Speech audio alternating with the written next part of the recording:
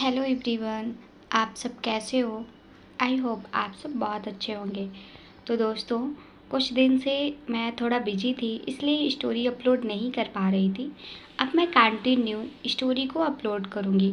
तो दोस्तों, नफ़रत का अंतिम भाग लेकर आ गए हैं। तो चलिए देखते हैं इस स्टोरी की हैप्पी एंडिंग कैसे होती है। आशु के घर पे बहुत शानदार पार्टी चल रही थी। सब लोग कुछ दिन बाद मिले थे। सानवी अभी भी सबसे घुल मिलकर मुस्कुराते हुए बात कर रही थी, लेकिन वो अभी भी शीतल से दूर थी।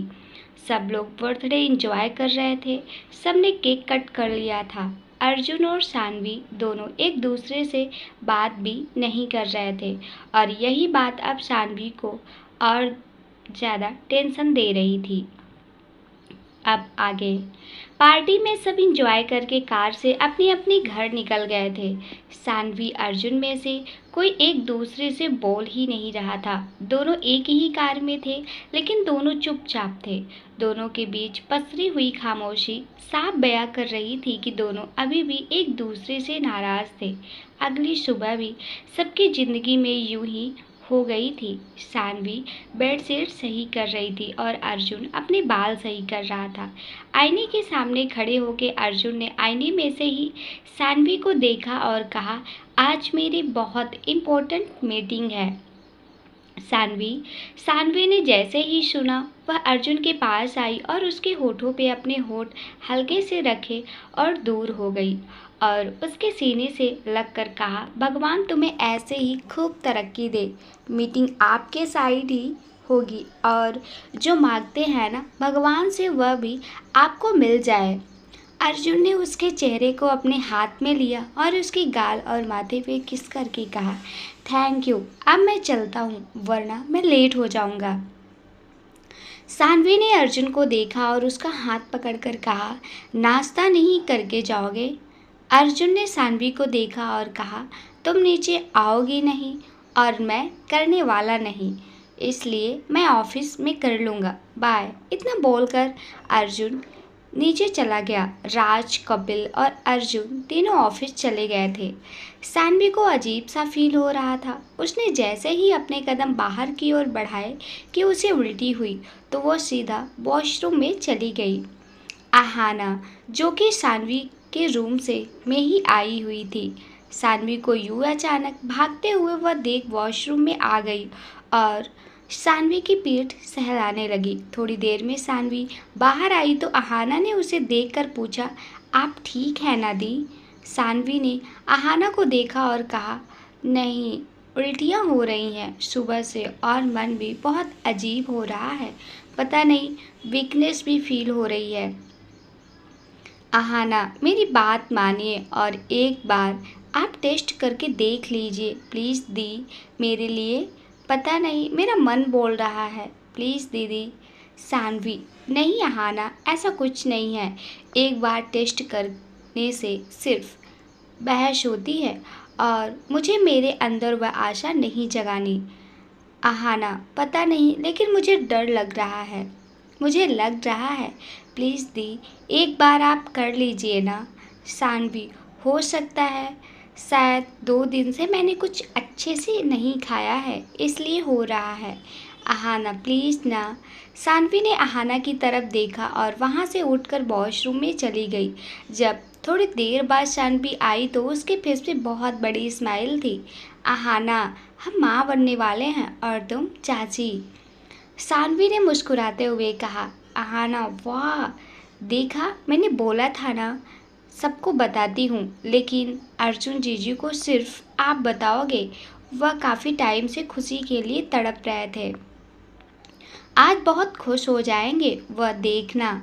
सानवी ने आहाना को देखा और अपनी गर्दन हाँ में हिलाकर अर्जुन को फ़ोन कर दिया। अर्जुन की मीटिंग लगभग ख़त्म हो चुकी थी।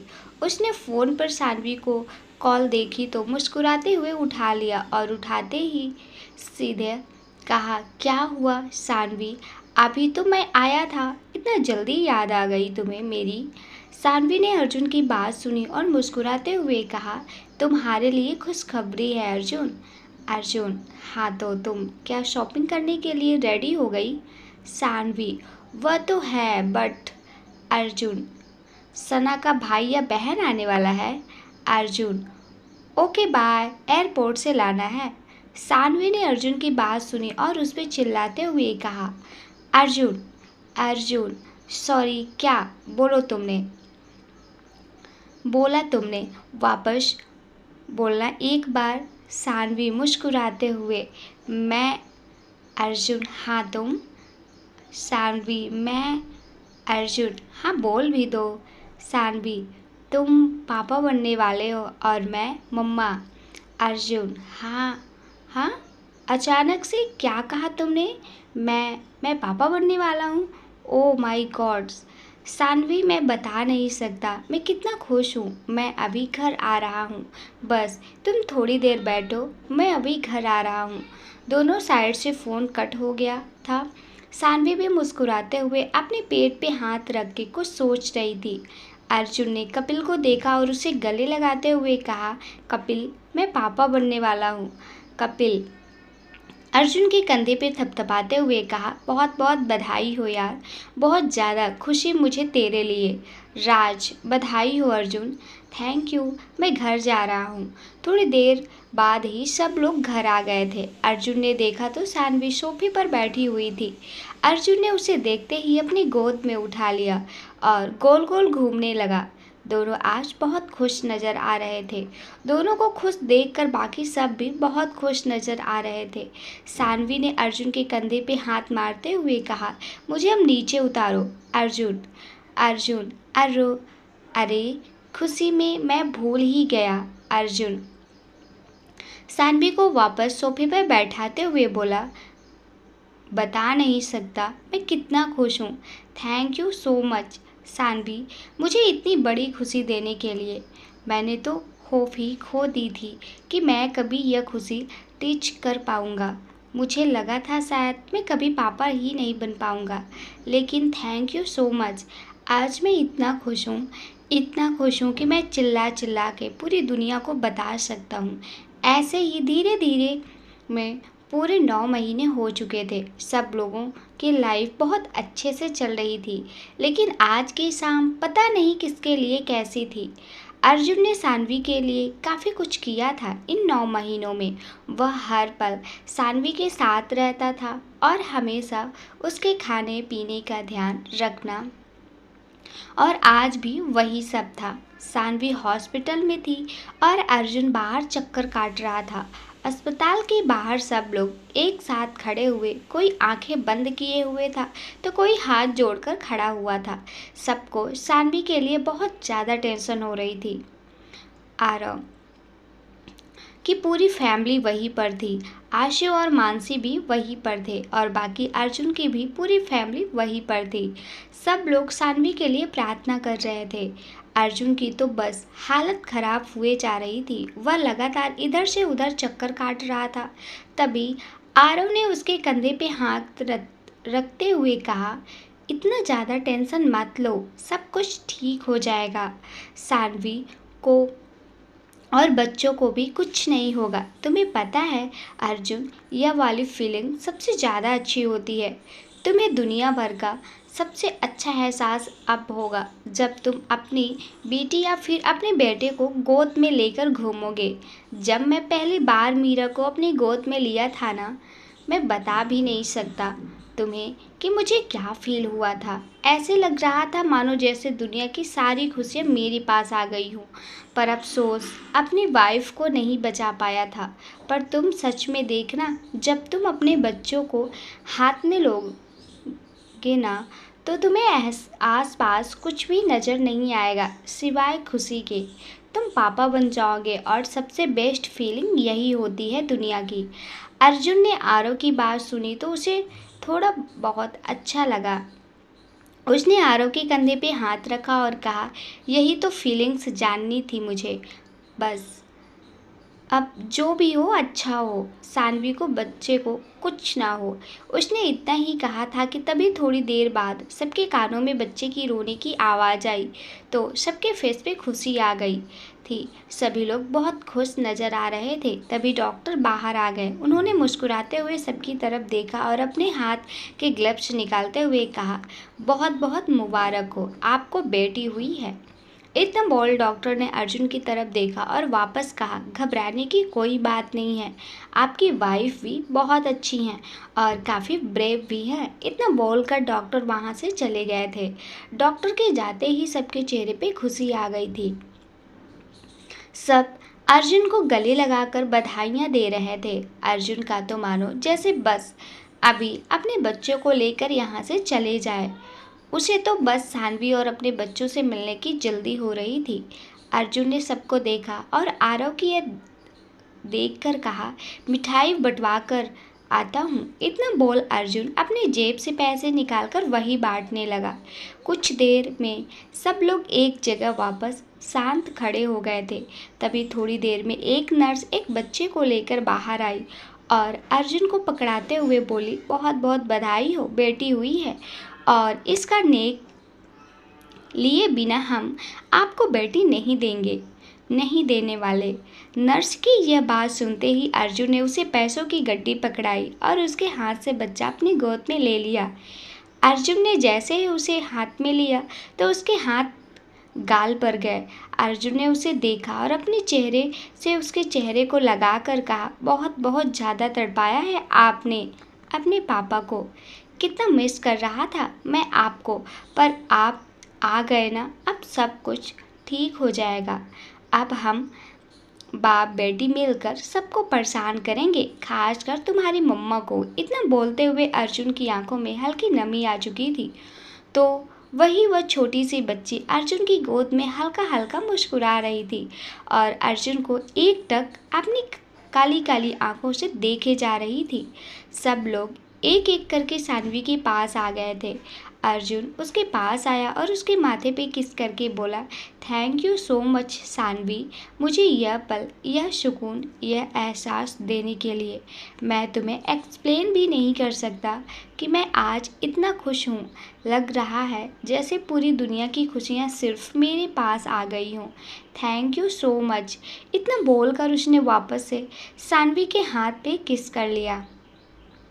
सानवी ने अर्जुन को देखा और उसके हाथ पे हाथ रखते हुए कहा, थैंक यू, तो मुझे बोलना चाहिए था ना। मुझे भी तो यह सब पल, एहसास, सुकून सब मुझे भी तो मिल रहे हैं।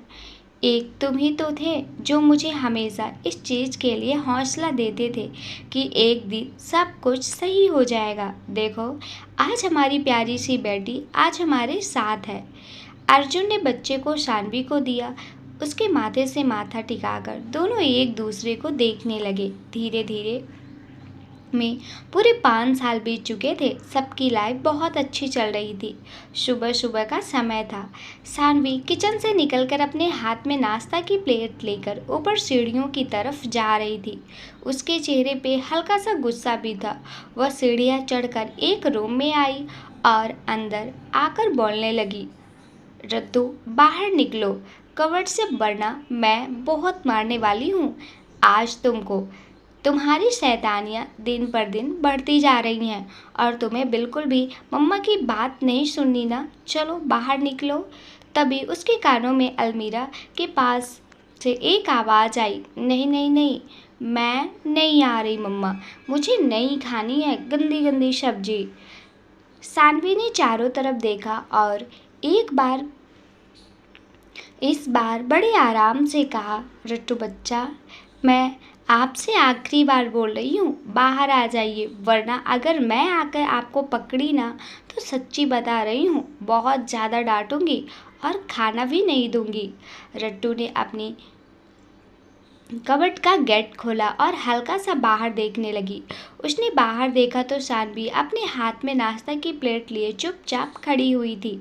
सानवी, अर्जुन, सानवी ने इतना ही कहा था कि तभी उसे एहसास हुआ जैसे किसी ने उसकी कमर पे अपने हाथ लपेट लिए। तभी उसके कानों में अर्जुन की आवाज़ आई। अर्जुन के एहसास को पहचानते ही सानवी के चेहरे पे मुस्कुराहट आ गई थी। तभी अर्जुन ने कहा, क्यों चिल्लाकर अपनी खूबसूरती कम कर रही हो जान। अर्जुन यह बोलते हुए कबूट की ओर छोटी सी बच्ची को इशारा करते हुए वहां से निकलने के लिए बोल रहा था। सानवी ने अर्जुन की बात सुनी और सामने देखते हुए कहा, वह बात नहीं है। अर्जुन अपनी बेटी को समझाओ, बड़ी ही शैतानियां करने लगी है। रद्दू ने अपने मुंह पे हाथ रखा और धीरे धीरे वहां से बाहर जाने के लिए हुई कि सानवी की नज़र सामने कांच पे गई तो उसने अर्जुन के पेट पे जोर से कोहनी मारी और जोर से कहा, खबरदार जो रट्टू आप बाहर गई यहाँ से। तो रद्दू ने जैसे ही सानवी की आवाज़ सुनी तो उसने आंखें बंद कर ली और बहुत ही प्यार से अपनी छोटी सी गर्दन को साइड करके देखा और वही खड़ी हो गई। सानवी ने एक नज़र अर्जुन को घूरा और रद्दू के पास जाते हुए बोली, बहुत अच्छे से जानती हूँ तुम बाप बेटी दोनों मुझे पागल बना रहे थे ना। नाश्ता तो बेटा तुम्हें करना पड़ेगा और आज यही करेले की सब्जी ही खानी पड़ेगी तुम्हें। क्या लगा तुम अलमारी से छुप जाओगे, मुझे मालूम नहीं होगा और तुम्हारे प्यारे से पापा मुझे पागल बनाएंगे और मैं पागल बन जाऊंगी। पिछले 5 सालों से इस घर में यही होते आ रहा है, यही देख रही हूँ मैं। तुम दोनों बाप बेटी की टीम में हमेशा एक साइड चलती है। तभी अर्जुन ने आके सानवी को गोद में लेकर कहा, तुम बहुत परेशान करती हो सानवी मेरी बेटी को, इतना भी मत डांटा करो। मेरी प्यारी सी बच्ची तुमसे डर जाती है कभी कभी। तो तुमने क्या कहा? हम बाप बेटी की जोड़ी पूरी दुनिया भी अलग नहीं कर सकती, समझी तुम? सानवी ने अर्जुन की बात सुनी और टेबल पे प्लेट को रखते हुए कहा, मैं बता दे रही हूँ अर्जुन, तुमने इसको बहुत सर पे चढ़ाया हुआ है। इसकी शैतानियाँ देखी तुमने? इसके आगे के बच्चे शैतानी नहीं करते। सानवी की यह बोलते ही रद्दू ने अपने दोनों हाथ हवा में फिराते हुए कहा, मेरे आगे के बच्चे शैतानी नहीं करेंगे तो मम्मा क्या आपकी एज के बच्चे शैतानी करते हैं? सानवी ने जैसे ही रद्दू की बात सुनी उसने अपने दोनों हाथ बांध और अब भौहें ऊंचे करते हुए कहा, जी नहीं बेटा, आपकी ही उम्र के करते हैं लेकिन आपके जितनी शैतानी नहीं करते हैं वह भी। तभी अर्जुन ने सानवी का हाथ पकड़ के अपनी तरफ खींच लिया और एक हाथ उसकी कमर में डालकर कहा, मेरे लिए तुम दोनों बराबर हो मेरी जान। इतना बोल सानवी और रद्दू दोनों को अपने सीने से लगा लिया। Happy ending. तो दोस्तों इस तरह की प्यारी सी कहानी की हैप्पी एंडिंग होती है और हम आपके लिए एक नई सी कहानी इंटरेस्टिंग लेके जल्द ही इसी चैनल में आने वाले हैं। थैंक यू दोस्तों।